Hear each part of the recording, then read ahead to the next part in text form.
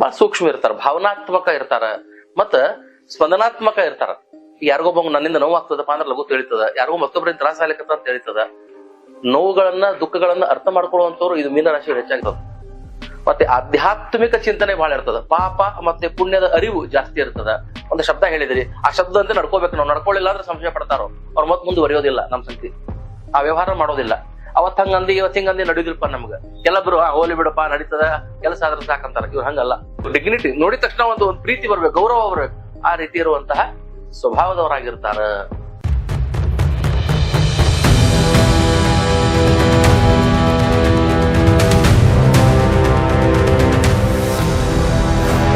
ಶ್ರೀ ಗುರುಭ್ಯೋ ನಮಃ. ಎಲ್ಲರಿಗೂ ನಮಸ್ಕಾರ. ಜ್ಯೋತಿಷ್ಯ ಜಾಗೃತಿ ಕಾರ್ಯಕ್ರಮಕ್ಕೆ ನಿಮ್ಮೆಲ್ಲರಿಗೂ ಆತ್ಮೀಯ ಸ್ವಾಗತ. ನಾನು ಡಾಕ್ಟರ್ ಪವನ್ ಜೋಶಿ. ಜೋಶಿಸ್ ಆಸ್ಟ್ರೋಸ್ಕೋಪ್ ಯೂಟ್ಯೂಬ್ ಚಾನಲಿನಿಂದ ನಾವು ನಡೆಸುವಂತಹ ರಾಶಿ ನಕ್ಷತ್ರ ಮಾಲಾ ಕಾರ್ಯಕ್ರಮದ ಕೊನೆಯ ರಾಶಿ ಅಂದರೆ ಮೀನ ರಾಶಿ. ಇದರ ಪೂರ್ವಾಭಾದ್ರಪದ ನಕ್ಷತ್ರದ ಕೊನೆಯ ಪಾದ ಅಂದರೆ 4ನೇ ಪಾದದಲ್ಲಿ ಜನಿಸಿದವರ ಸ್ವಭಾವ ಹಾಗೂ ಗುಣಧರ್ಮಗಳ ಸಂಪೂರ್ಣ ವಿಶ್ಲೇಷಣೆ. ಮೀನರಾಶಿ ಸಾಮಾನ್ಯವಾಗಿ ದ್ವಿಸ್ವಭಾವ ರಾಶಿ, ನೀರಿನ ಜಲತತ್ವ ರಾಶಿ. ಮೀನು ಒಂದ್ ಈ ಕಡೆ ವಿರುದ್ಧ ದಿಕ್ಕಿನಲ್ಲಿ ಇರತಕ್ಕಂಥ ಎರಡು ಮೀನುಗಳು, ಅದರ ಲಾಂಛನ ಚಿಹ್ನ. ಅಂದ್ರೆ ಇದು ಚಂಚಲ ಗುಣಗಳು ಅಂತ. ಸ್ಟೇಬಲ್ ಮೈಂಡ್ ಇರಂಗಿಲ್ಲ, ಡಿಸಿಷನ್ ಮೇಕಿಂಗ್ ಎಬಿಲಿಟಿ ಸ್ವಲ್ಪ ವೀಕ್ ಇರ್ತದ, ಮತ್ತೆ ಸೂಕ್ಷ್ಮ ಇರ್ತಾರ ಅಂತ.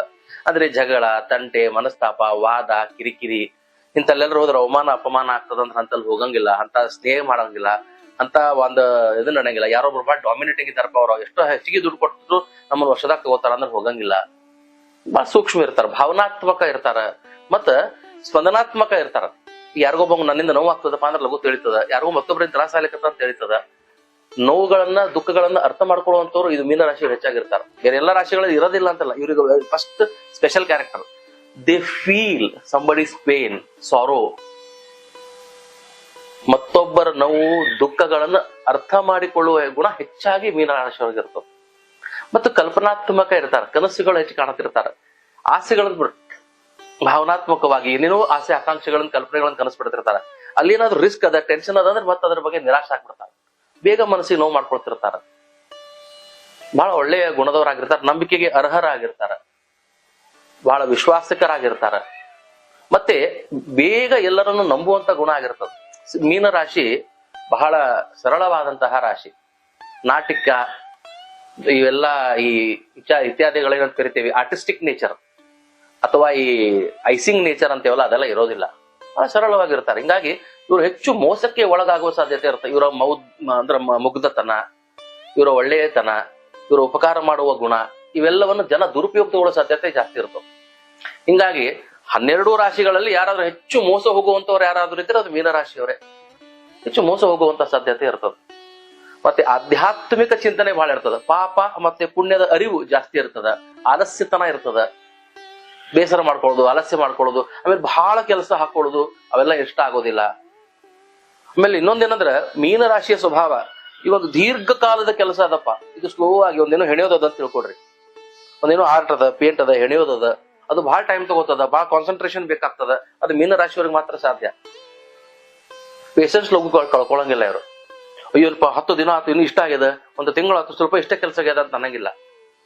ಅದು ಕ್ವಾಲಿಟಿ, ಅದರದ್ದು ಔಟ್ಪುಟ್ ಚೆನ್ನಾಗಿ ಬರಬೇಕು. ಅಂದ್ರೆ ಚಲೋ, ಅದಕ್ಕೆ ನನ್ನ ಕೆಲಸ ಪರ್ಫೆಕ್ಟ್ ಇರಬೇಕು. ಹಿಂಗಾಗಿ ಸಮಯ ಮತ್ತೆ ಏಕಾಗ್ರತೆಯನ್ನು ಸರಿಯಾಗಿ ಕೊಡ್ತಾರೆ ಇವರು. ನಾವು ಉದಾಹರಣೆ ಕೊಡ್ತಾ ಇದ್ದೇನೆ, ಇದನ್ನು ಬೇರೆ ಬೇರೆ ಕ್ಷೇತ್ರದಲ್ಲಿ ಬಳಸ್ಕೋಬಹುದು. In the area of education, in the area of profession. ಸ್ವಲ್ಪ ಆರೋಗ್ಯದ ಬಗ್ಗೆ ಕಾಳಜಿ ಕಮ್ಮಿ, ಹೆಲ್ತ್ ಬಗ್ಗೆ ಸ್ವಲ್ಪ ಕಾಳಜಿ ಕಡಿಮೆ ಮಾಡ್ಕೊಳ್ತಿರ್ತಾರ. ನಿದ್ರಾಹೀನತೆ ಜಾಸ್ತಿ ಇರ್ತದ, ಸ್ವಲ್ಪ ಸರಿಯಾಗಿ ನಿದ್ದೆ ಬರ್ತಿರೋದಿಲ್ಲ. ಇವ್ರಿಗೂ ಕೂಡ ಗ್ಯಾಸ್ಟ್ರೈಟಿಸ್ ಪ್ರಾಬ್ಲಮ್ ಇರ್ತದ, ಆರ್ಥರೈಟಿಸ್ ಸ್ವಲ್ಪ ಇವ್ರಿಗೆ ಆಗುವ ಸಾಧ್ಯತೆ ಜಾಸ್ತಿ ಇರ್ತದ. ಮಲಬದ್ಧತೆ, ಕಾನ್ಸ್ಟಿಪೇಷನ್, ಕಣ್ಣುರಿ, ಕೂದಲು ಉದುರುವಿಕೆ, ಬಾಡಿ ಇನ್ಫ್ಲಮೇಷನ್, ಇಂಥವೆಲ್ಲ ಸಣ್ಣ ಪುಟ್ಟ ಅನಾರೋಗ್ಯತೆಗಳು, ಪಾದದ ದೋಷಗಳು, ಪೆಟ್ಟು ಬೀಳೋದು, ಗಾಯ ಮಾಡ್ಕೊಳ್ಳೋದು, ಸೂಕ್ಷ್ಮ ಇರ್ತಾರ, ಇಂಥವೆಲ್ಲ ಜಾಸ್ತಿ ಇರ್ತದ. ಅವಾಗ ಹೆಚ್ಚು ಜ್ವರ, ಅಲರ್ಜಿ, ನೀರ್ ಚೇಂಜ್ ಆದ್ರ, ಗಾಳಿ ಚೇಂಜ್ ಆದ್ರ ಸ್ವಲ್ಪ ಇವ್ರ ಮೇಲೆ ಪರಿಣಾಮ ಆಗ್ತಿರ್ತದ. ಸಾಮಾನ್ಯವಾಗಿ ಗುರು ಮೀನರಾಶಿ ಇದಪ್ಪ ಅಂತಂದ್ರೆ ಇವ್ರು ಒಳ್ಳೆ ಟೀಚರ್ ಆಗ್ಬೋದು, ಒಂದು ಒಳ್ಳೆ ಆರ್ಟಿಸ್ಟ್ ಆಗ್ಬೋದು, ಒಳ್ಳೆ ಇಂಜಿನಿಯರ್ ಆಗ್ಬೋದು, ಒಳ್ಳೆ ಪೇಂಟರ್ ಆಗ್ಬೋದು, ಒಳ್ಳೆ ಮ್ಯೂಸಿಷಿಯನ್ ಆಗ್ಬೋದು. ಹಿಂಗೆ ಬೇರೆ ಬೇರೆ ಕ್ಷೇತ್ರದಲ್ಲಿ ಸಾಧನೆ ಮಾಡುವಂತ ಮೀನರಾಶಿಯವ್ರಿಗೆ ಅನೇಕ ಸಾಧ್ಯತೆ ಇರ್ತಾವ. ಇನ್ನು ವ್ಯಾಪಾರ ಅಂತ ಬಂದ್ರೆ ಸ್ವಲ್ಪ ಬಹಳ ಕಷ್ಟ. ಆದ್ರೂ ಮೀನರಾಶಿಯವರು ವ್ಯಾಪಾರವನ್ನ ಮಾಡಬಹುದು. ಯಾಕಂದ್ರೆ ಚಂಚಲ ಸ್ವಭಾವ ಇರೋದ್ರಿಂದ, ಡಿಸಿಷನ್ ಮೇಕಿಂಗ್ ಎಬಿಲಿಟಿ ವೀಕ್ ಇರೋದ್ರಿಂದ, ಅಥವಾ ಏನಾರ ನಿರ್ಣಯ ತಗೋಬೇಕಂದ್ರೆ ಹೆಚ್ಚು ಸಮಯ ತಗೋತಿರ್ತಾರ. Sudden decision ತಗೋತಿರಂಗಿಲ್ಲ. ಬೇರೆ ರಾಶಿಯವ್ರ ಹಂಗ, ಈ ಮಂಗಳನ ರಾಶಿಗಳ ಹೆಂಗ ಉಗ್ರ ರಾಶಿಗಳೆಲ್ಲ ಹಂಗಿರಂಗಿಲ್ಲ. ಹಂಗ ಮೀನರಾಶಿಯೊಳಗೆ ಉಗ್ರ ಸ್ವಭಾವದವ್ರು ಇರುವುದಿಲ್ಲ ಅಂತಲ್ಲ. ಅವ್ರ ಮತ್ತೆ ಲಗ್ನ ಶುದ್ಧಿ, ಬೇರೆ ಬೇರೆ ಗ್ರಹ ಬಲಗಳಿಂದ ಕೆಲವೊಬ್ಬರಲ್ಲೂ ಉಗ್ರತೆ ಇರ್ತದೆ. ಬಟ್ ಸಾಮಾನ್ಯವಾಗಿ ಮೀನರಾಶಿಯವರು ಸೌಮ್ಯವಾಗೇ ಇರ್ತಾರೆ. ಅದರಲ್ಲಿ ಪೂರ್ವ ಭಾದ್ರಪದ ನಕ್ಷತ್ರ 4ನೇ ಪಾದದಲ್ಲಿ ಜನಿಸಿದರೆ, 4ನೇ ಪಾದ ಪೂರ್ವ ಭಾದ್ರಪದಂದು ಚಂದ್ರ. ನಿಮ್ಗೆ ಆವಾಗಲೇ ಹೇಳಿದ್ದೇನೆ ಹೋದ ಎಪಿಸೋಡಿನಲ್ಲಿ, ಪೂರ್ವ ಭಾದ್ರಪದ ಅಂದ್ರೆ ಬಿಗಿನಿಂಗ್ ಆಫ್ ದಿ ವಿಕ್ಟರಿ, ಯಶಸ್ಸಿನ ಆರಂಭ, ಜ್ಞಾನ, ಮೋಕ್ಷ, ಸಾಧನೆ, ವಿವೇಕ, ತಿಳುವಳಿಕೆ, ಸಮಾಧಾನ, ತೃಪ್ತಿ, ಸಕ್ಸಸ್, ಅದರ ಬಿಗಿನಿಂಗ್ ಇದೇ ಪೂರ್ವ ಭಾದ್ರಪದ ನಕ್ಷತ್ರ. ಅನೇಕ ವಿಷಯಗಳಲ್ಲಿ ಪೂರ್ವ ಭಾದ್ರಪದ ನಕ್ಷತ್ರ ನಿಷೇಧ ಆದ್ರೆ ಉಪನಯನಕ್ಕೆ ತಗೊಂಡಿದ್ದಾರೆ. ಅಂದ್ರೆ ಅದಷ್ಟು ಶ್ರೇಷ್ಠವಾದದ್ದು ಅಂತ. ಮತ್ತೆ ಇಂಡೆಪ್ತ್ ಎಜುಕೇಶನ್ ಇರುತ್ತೆ. ಬೈ ಬರ್ತ್ ನಾಲೆಜ್ ಜಾಸ್ತಿ ಅವ್ರಿಗೆ. ಎಲ್ಲೆಲ್ಲೋ ಓಡಾಡ್ಕೋತ ಕೇಳಿಸ್ಕೊಂಡಿದ್ದು, ನೋಡಿದ್ದು, ತಿಳ್ಕೊಂಡಿದ್ದು, ಅವ್ರು ಹೇಳಿದ್ದು, ಇವ್ರು ಹೇಳಿದ್ದು, ಕಿವಾಗ ಒಂದ್ ಬಿತ್ತು ಅಂತ ಅದ್ರ ತಲೆಯೊಳಗ ಮೆಮರಿ ಸ್ಟೇ ಆಗ್ತಂದ್ರೆ ಅದು ಪರ್ಮನೆಂಟ್ ಇರ್ತದೆ. ಮೆಮರಿ ಚಲೋ ಇರ್ತದ, ನೆನಪಿನ ಶಕ್ತಿ ಚಲೋ ಇರ್ತದ, ವಿಷಯ ಜ್ಞಾನಗಳನ್ನ ಲಘು ಸಂಗ್ರಹ ಮಾಡ್ತಿರ್ತಾರ, ಬಾರಿ ಒಳ್ಳೆ ಗುಣ ಇರ್ತದ. ಮತ್ತ ಖಡ್ಗ ಇದರ ಒಂದು ಲಾಂಛನ ಆಗಿರೋದ್ರಿಂದ ಅಜೈಕ ಪದ ರುದ್ರ ಇದರ ಅಭಿಮಾನಿ ದೇವತಾ. ಗುರು ಇದರ ಗ್ರಹ ದೇವತಾ. ಹಿಂಗಾಗಿ ಗುರು ಖಡ್ಗ, ಅಜೈಕ ಪದ ರುದ್ರ, ಮತ್ತೆ 4ನೇ ಪಾದ ಅಂದ್ರೆ ಚಂದ್ರ. This combination creates an emperor. ಒಬ್ಬ ರಾಜ ಅಂದ್ರೆ ಸಮಾಧಾನ, ಧರ್ಮನಿಷ್ಠ, ಪ್ರಜೆಗಳನ್ನ ಪ್ರೀತಿಸುವಂತಹ ನಾಯಕ, ರಾಜ. ಒಂದು ಸಣ್ಣ ಕಿರಾಣಿ ಅಂಗಡಿ ನಡೆಸ್ತಾರಂದ್ರೂ ತನ್ನ ಕೆಲಸದವರನ್ನ ಚಂದಾಗಿ ನೋಡ್ಕೊಂಡು, ಬರುವಂತ ಗ್ರಾಹಕರನ್ನ ಚೆನ್ನಾಗಿ ನೋಡ್ಕೊಂಡು, ಕಡಿಮೆ ಲಾಭ ಆದ್ರೂ ಚಿಂತಿಲ್ಲ, ಕ್ಲೀನು, ನೀಟು, ಚಂದಾದ ಮಾತುಗಳು, ವಿನಮ್ರತೆ. ಅವನೇ ಮೋಸ ಹೋಗ್ತಿರ್ತಾನ. ಯಾರು ಗ್ರಾಹಕರಿಗೆ ಏನೋ ಒಂದಿಷ್ಟು ಕೊಟ್ಟು ಲಾಸ್ ಆಗೋದು. ಒಂದ್ ಒಳ್ಳೆ ಕಾಂಟ್ರಾಕ್ಟರ್ ಇದ್ದಾನ, ತನ್ನ ಲೇಬರ್ಸ್ ಚೆನ್ನಾಗಿರ್ಬೇಕು. ಒಂದ್ ಒಳ್ಳೆ ಕಂಪನಿ ನಡೆಸ್ತಾನ, ತನ್ನ ಸ್ಟಾಫ್ ಚೆನ್ನಾಗಿರ್ಬೇಕು, ತನ್ನ ಅಡ್ಮಿನಿಸ್ಟ್ರೇಷನ್ ಎನ್ವಿರಾನ್ಮೆಂಟ್ ಚೆನ್ನಾಗಿರ್ಬೇಕು, ಫೆಸಿಲಿಟೀಸ್ ಜಾಸ್ತಿ ಕೊಡಬೇಕು.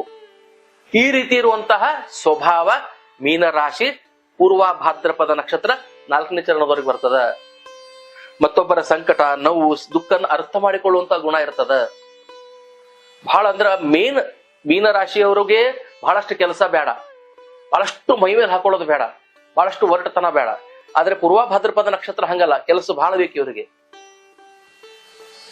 4ನೇ ಪಾದ ಚಂದ್ರ, ಮನಸ್ಸಿನ ಕಾರಕ ಇವೆಲ್ಲ, ಮತ್ತೆ ಗುರು ಅಧಿಪತಿ ಎಲ್ಲವೂ ಸೇರಿದಾಗ ಇವರು 100% ಒಳ್ಳೆಯ ಒಂದು ಸಾಧು ಸತ್ಪುರುಷರು, ಸನ್ಯಾಸಿಗಳು, ದೊಡ್ಡ ದೊಡ್ಡ ಮಠಾಧೀಶ್ವರರು, ದೊಡ್ಡ ದೊಡ್ಡ ರಾಜಕಾರಣಿಗಳು, ಸರ್ವಸಂಘ ಪರಿತ್ಯಾಗಿಗಳು, ದೊಡ್ಡ ದೊಡ್ಡ ಅನಾಥಾಶ್ರಮ, ವೃದ್ಧಾಶ್ರಮ, ದೊಡ್ಡ ದೊಡ್ಡ NGOಗಳನ್ನ ನಡೆಸುವಂತವರು, ಅಥವಾ ಸರ್ಕಾರದಲ್ಲಿ ಸೋಷಿಯಲ್ ಆಕ್ಟಿವಿಟಿ ಮಾಡುವಂತ ದೊಡ್ಡ ದೊಡ್ಡ ಸ್ಥಾನದಲ್ಲಿರುವವರು, ಸಮಾಜದಲ್ಲಿ ಮತ್ತೊಬ್ಬರಿಗೆ ಪರೋಪಕಾರ ಮಾಡುವಂತ ಗುಣಧರ್ಮ ಉಳ್ಳವರು, ಬ್ಲಡ್ ಬ್ಯಾಂಕು, ಅದು ಇದು ಮತ್ತೊಂದು ನಡೆಸುವಂತವರು ಅನೇಕರು. ಈ ಮೀನರಾಶಿ ಪೂರ್ವ ಭಾದ್ರಪದ ನಕ್ಷತ್ರ 4ನೇ ಚರಣದವರೇ ಆಗಿರ್ತಾರೆ. ಇವರಿಗೂ ಕೂಡ ಅನೇಕ ಅನಾರೋಗ್ಯ ಬಾಧ್ಯತೆಗಳಿರ್ತಾವ, ಬಹಳಷ್ಟು ಸಮಸ್ಯೆ ಇರ್ತಾವ. ಇವರಿಗೆ ಸ್ವೆಟಿಂಗ್ ಪ್ರಾಬ್ಲಮ್ ಇರ್ತದ, ಇವರಿಗೆ ಬಹಳ ಬಿಸಿಲಂದ್ರ ಆಗಿ ಬರ್ತಿರಂಗಿಲ್ಲ, ಪದೇ ಪದೇ ನೀರ್ ಕುಡಿಬೇಕು ಅನ್ನಿಸ್ತಿರ್ತದ, ಆಯಾಸ, ದಾಹ ವೇಗ ಆಗ್ತಿರ್ತದ, ಸುಸ್ತು ಲಘು ಆಗ್ತಾರ, ಬಹಳ ಹೆವಿ ಕೆಲಸ ಮಾಡ್ಲಿಕ್ಕೆ ಆಗಂಗಿಲ್ಲ, ಮತ್ತೊಬ್ಬರನ್ನ ಕಂಪೇರ್ ಮಾಡಿರೋ ಕೆಲಸ ಮಾಡಂಗಿಲ್ಲ, ತಮಗೇನ್ ಬೇಕು ಅದನ್ನ ಮಾಡ್ತಾರ. ಇವೆಲ್ಲವೂ ಸಾಮಾನ್ಯವಾದಂತ ಸ್ವಭಾವ ಮತ್ತೆ ಗುಣಧರ್ಮಗಳು. ಈ ಮೀನರಾಶಿಯ ಗುರು ಪೂರ್ವ ಭಾದ್ರಪದ ನಕ್ಷತ್ರದ ಗುರು, ಆ ಪೂರ್ವ ಭಾದ್ರಪದ ನಕ್ಷತ್ರದ ಅಭಿಮಾನಿ ದೇವತೆ ಅಜೈಕ ಪದ, ಖಡ್ಗ, ಸ್ವಾರ್ಡ್, ಇವೆಲ್ಲ ನೇರವಾಗಿ ನಿಷ್ಠೂರವಾಗಿ ಮಾತನಾಡುವಂತ ಗುಣವನ್ನ ತಂದು ಕೊಡ್ತಾವ. ಸ್ಪಷ್ಟವಾಗಿ ಮಾತಾಡೋದು, ಕ್ಲಿಯಾರಿಟಿ ಇಟ್ಕೊಂಡು ಮಾತಾಡೋದು. ಏನ ಮಾಡೋಕ್ಕಿಂತ ಮೊದಲು ಇದೆಲ್ಲ ಸ್ಪಷ್ಟ ಮಾಡಪ್ಪ, ಇದೇನು ಸ್ಪಷ್ಟ ಮಾಡು. ಸೊ ಬಹಳ ಇದು ಇರ್ತಾರ ಅವ್ರು ಮೈ ಮೇಲೆ ಹಾಕೊಂಡು. ಆಮೇಲೆ ಒಂದು ಈಗೊಂದು ನಡೆಯಂಗಿಲ್ಲ. ಈಗ ಅಕಸ್ಮಾತ್ ನೀವು ಮೀನರಾಶಿ ಪೂರ್ವ ಭಾದ್ರಪದ ನಕ್ಷತ್ರ ಅವ್ರಿಗೆ ಏನೋ ಒಂದು ಹೇಳಿದ್ರಿ, ಒಂದು ಶಬ್ದ ಹೇಳಿದ್ರಿ, ಆ ಶಬ್ದ ನಡ್ಕೋಬೇಕು. ನಾವು ನಡ್ಕೊಳ್ಳಿಲ್ಲ ಅಂದ್ರೆ ಸಂಶಯ ಪಡ್ತಾರೋ, ಅವ್ರು ಮತ್ ಮುಂದುವರಿಯೋದಿಲ್ಲ. ನಮ್ ಸಂಗತಿ ಆ ವ್ಯವಹಾರ ಮಾಡೋದಿಲ್ಲ. ಅವತ್ ಹಂಗಂದಿ ಇವತ್ ಹಿಂಗಂದಿ ನಡೆಯುದಿಲ್ಲಪ್ಪ ನಮ್ಗ. ಕೆಲವೊಬ್ರು ಹೋಲಿ ಬಿಡಪ್ಪ ನಡೀತದ, ಕೆಲಸ ಆದ್ರೆ ಸಾಕಂತಾರ. ಇವ್ರು ಹಂಗಲ್ಲ. ಅದರ ಶಬ್ದಗಳು, ಮಾತುಗಳು, ಮಹತ್ವಗಳು ಭಾಗ ಕೊಡ್ತಿರ್ತಾರೆ. ಹೀಗೆ ಅನೇಕ ಇನ್ನೂ ವಿಚಾರಧಾರೆಗಳು ನಾವು ಮೀನರಾಶಿ ಪೂರ್ವ ಭಾದ್ರಪದ 4ನೇ ಚರಣದವರಲ್ಲಿ ಕಾಣಬಹುದು.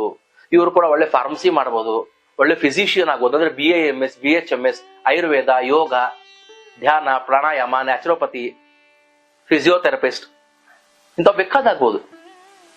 ಈ ಸಾಮರ್ಥ್ಯ ಇವರಲ್ಲಿ ಇರ್ತದ. ಹೆಚ್ಚು ದುಡ್ಡು ಮಾಡ್ತಾರೋ ಇಲ್ಲೋ, ಆದ್ರೆ ಇವ್ರ ಕ್ಯಾರೆಕ್ಟರ್ ಇಂದ ಇರ್ತದ, ಬಹಳ ಅಟ್ರಾಕ್ಟಿವ್ ಇರ್ತದ. ಯಾಕಂದ್ರೆ 4 ಮಂದಿ ಒಳಗೆ ಒರಟತನ ಇಲ್ಲ, ಕ್ರೌರ್ಯತೆ ಇಲ್ಲ, ಹುಂಬತನ ಇಲ್ಲ, ದುಡುಕುವಿಕೆ ಇಲ್ಲ, ಮುಖದಲ್ಲಿ ಒಂದು ಕಳೆ, ನಗು, ಮೃದತ್ವ, neat, discipline. These characters make them different from others in the community. ಭಾರಿ ಒಂದೇನೋ ಒಂದು ವ್ಯಾಲ್ಯೂ, ಡಿಗ್ನಿಟಿ, ನೋಡಿದ ತಕ್ಷಣ ಒಂದು ಪ್ರೀತಿ ಬರ್ಬೇಕು, ಗೌರವ ಬರ್ಬೇಕು, ಆ ರೀತಿ ಇರುವಂತಹ ಸ್ವಭಾವದವರಾಗಿರ್ತಾರ. ಇಲ್ಲಿಗೆ ರಾಶಿ ನಕ್ಷತ್ರ ಮಾಲಾ ಕಾರ್ಯಕ್ರಮದ ಮೀನರಾಶಿ ಪೂರ್ವ ಭಾದ್ರಪದ ನಕ್ಷತ್ರ ಧರಿಸಿದವರ ಸ್ವಭಾವ ಗುಣಧರ್ಮಗಳ ವಿಶ್ಲೇಷಣೆ ಮುಗಿತಾ ಇರ್ತದೆ. ನಾನು ಈ ವಿಷಯವನ್ನ ಇಲ್ಲಿಗೆ ಅಂತ್ಯಗೊಳಿಸುತ್ತಾ ಎಲ್ಲರಿಗೂ ನಮಸ್ಕಾರವನ್ನು ಹೇಳ್ತೇನೆ. ಜೋಶೀಸ್ ಆಸ್ಟ್ರೋಸ್ಕೋಪ್ ಈ ಸಂಸ್ಥೆಯನ್ನು ಸಂಪರ್ಕಿಸಬೇಕಾದಲ್ಲಿ ಸೋಮವಾರದಿಂದ ಶುಕ್ರವಾರ ಹುಬ್ಬಳ್ಳಿಯಲ್ಲಿ, ಶನಿವಾರ ಮತ್ತೆ ಭಾನುವಾರ ವೀಕೆಂಡ್ 2 ದಿನಗಳ ಕಾಲ ಬೆಂಗಳೂರಿನಲ್ಲಿ ನಾವು ಸಂದರ್ಶನವನ್ನು ನೀಡುತ್ತೇವೆ. ಸ್ಥಳ, ವಿಳಾಸ, ಸಂಪರ್ಕ ಸಮಯ ಇತ್ಯಾದಿಗಳಿಗಾಗಿ ಕೆಳಗೆ ನೀಡಿರುವಂತಹ ದೂರವಾಣಿ ಸಂಖ್ಯೆಗೆ ಸಂಪರ್ಕಿಸಿ ಹಾಗೂ ಸರಿಯಾದ ಮಾಹಿತಿಯನ್ನು ಪಡೆದು ನಮ್ಮನ್ನು ಕಾಣಬಹುದು ಎಂದು ನಾವು ನಿಮ್ಮಲ್ಲಿ ಕೋರುತ್ತೇವೆ.